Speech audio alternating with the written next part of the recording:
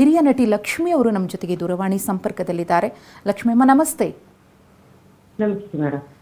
B Sarojadevi ಅವರು ಇನ್ನಿಲ್ಲ, ನಿಜಕ್ಕೂ ಕೂಡ ಬಹಳ ನೋವಿನ ಸಂಗತಿ. ಹೇಗೆ ಸ್ಮರಿಸ್ತೀರಿ ಅಮ್ಮ? ಸೋಲ್ ರೆಸ್ಟ್ ಇನ್ ಪೀಸ್ ಅಂತ ಹೇಳಪ್ಪ ಅಷ್ಟೇ. ಯಾಕಂದ್ರೆ ಒಂದು ಪೂರ್ಣತ್ವವಾದ ಜೀವನ ಅವ್ರದ್ದು. ಹೌದು, ಎಲ್ಲೂ ಕೊರತೆ ಏನು ಇಲ್ಲ ಅಮ್ಮ. ಆರ್ಟಿಸ್ಟ್ ಆಗಿ ಬಂದ್ರು, ಎಲ್ಲಾ ಲ್ಯಾಂಗ್ವೇಜ್ ಅಲ್ಲೂ ಅವರೇ ರಾಣಿಯಾಗಿದ್ರು. ಆ ಬ್ಯೂಟಿ, ಆ ಅಂದ ಚಂದ, ಆ ಒಂದು ಟ್ಯಾಲೆಂಟ್, ಆ ನಗು. ಯಾವಾಗ್ಲೂ ಫ್ರೆಂಡ್ಸ್ ನಾವೆಲ್ಲ ಮನೆಗೆ ಹೋಗಿ ಅಮ್ಮ ಹೇಗಿದ್ದೀರಾ ಅಂತ ಕೇಳಿದ್ರು ನಗ್ನಗ್ತಾನೆ ಬನ್ನಿ ಲಕ್ಷ್ಮಿ ಹೇಗಿದ್ದೀರಾ ಅನ್ನೋರು. ಅವಾಗ ಮನೆಗೆ ಫೋನ್ ಮಾಡಿ ನಮ್ಮ ಯಜಮಾನ್ ಫ್ಯಾನ್ ಅವರು, ಇವ್ರ ಹತ್ರ ಶಿವಚಂದ್ರನ್ ಹೇಗಿದ್ದೀರಾ, ಆ ಸೀನ್ ನೋಡಿದೆ, ಈ ಸೀನ್ ನೋಡಿದೆ, ನನ್ ಮಗಳ ಲಕ್ಷ್ಮಿ ಅವಳು ನೋಡ್ಕೊಳ್ಳಿ ಚೆನ್ನಾಗಿ ಅಂತ ಇರ್ತಾರೆ. ಯಾವಾಗ್ಲೂ ನಾನ್ ಸರೋಜಾದೇವಿ ಅಂತ ನಮ್ಮ ಹತ್ರ ಎಂದ ಅವ್ರು ತೋರಿಸಿಲ್ಲ. May have so rest in peace. She has lived a full life. ಒಂದು ಆರ್ಟಿಸ್ಟ್ ಆಗಿ, ಒಂದು ಹೆಣ್ಣಾಗಿ ಸಂತೋಷವಾಗಿ ಬಾಳುದು. ಕೊನೆಗೆ ವಯಸ್ಸಾಗಿತ್ತು, ಎಲ್ಲರಿಗೂ ನೋವು ಬರುತ್ತೆ. It is really painful.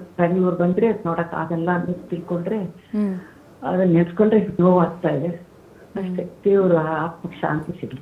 Lakshmi ಅವರು ಕೂಡ ಮಾತನಾಡಬೇಕಿದ್ರೆ ಹೇಳ್ತಾ ಇದ್ರು, ಸರೋಜಾದೇವಿಯವರು ಯಾವ ರೀತಿಯಾಗಿ ಒಬ್ಬ ನಟಿಯನ್ನಾಗಲಿ ಅಥವಾ ಅವರ ಜೊತೆಗೆ ಅಭಿನಯಿಸಿದವರನ್ನ ಆತ್ಮೀಯತೆಯಿಂದ ಕಾಣ್ತಾ ಇದ್ರು, ನಮ್ಮವರು ಅಂತ ಭಾವಿಸಿ ಎರಡೂ ಕೈಗಳನ್ನ ಚಾಚಿ ತಪ್ಕೊಳ್ತಾ ಇದ್ರು ಅಂತ ಹೇಳಿ.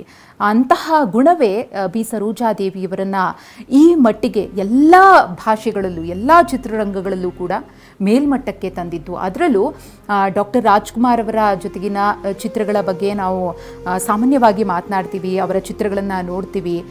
ತಮಿಳು ಚಿತ್ರರಂಗದಲ್ಲಿ ಅವರ ಅಭಿನಯ, ತೆಲುಗು ಚಿತ್ರರಂಗದಲ್ಲಿ ಅವರ ಅಭಿನಯ, ದೊಡ್ಡ ದೊಡ್ಡ ಸ್ಟಾರ್ ನಟರುಗಳ ಜೊತೆಗಿನ ಅಭಿನಯದ ಹೊರತಾಗಿಯೂ ಕೂಡ ಈಗ ಒಬ್ಬ ಸ್ಟಾರ್ ಆಗೋದು, ಚಿತ್ರ ಹಿಟ್ ಆಗೋದು, ಹೆಸರು ಮಾಡೋದು ಒಂದು ಕಡೆ, ಆದರೆ ವ್ಯಕ್ತಿತ್ವದ ಮುಖೇನವಾಗಿ ಅಭಿಮಾನಿಗಳ ಮನಸ್ಸಿನಲ್ಲಿ, ಅವರ ಜೊತೆಗೆ ಕೆಲಸ ಮಾಡುವವರ ಮನಸ್ಸಿನಲ್ಲಿ ಉಳಿಯೋದಿದೆಯಲ್ಲ, ಅದು ಎಲ್ಲರಿಂದಲೂ ಕೂಡ ಸಾಧ್ಯ ಇಲ್ಲ.